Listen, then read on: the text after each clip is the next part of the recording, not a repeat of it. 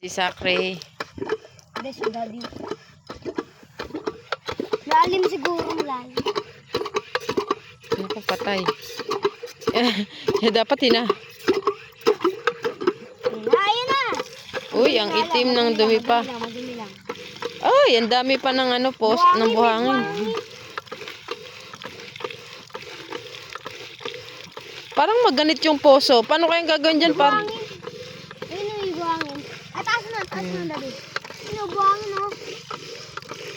Ay, siguro yan yung babara sa ano. Etong buhangin na to, galing yan sa hinukay.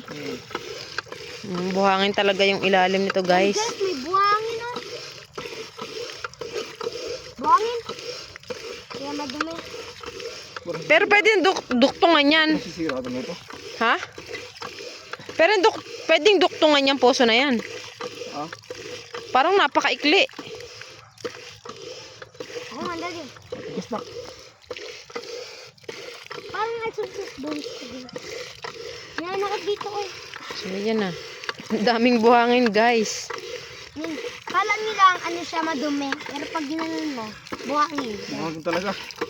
Buhangin yung nakukuha, oh. Agad na si Daddy, guys. Ang daming buhangin, oh.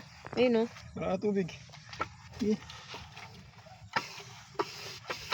Wala na. Stuck na siya. Tanggal natin. Tayo na. Ang daming buhangin, guys. So, hindi pala basta-basta ganun magawa ng poso. Sabi ko na nga, eh.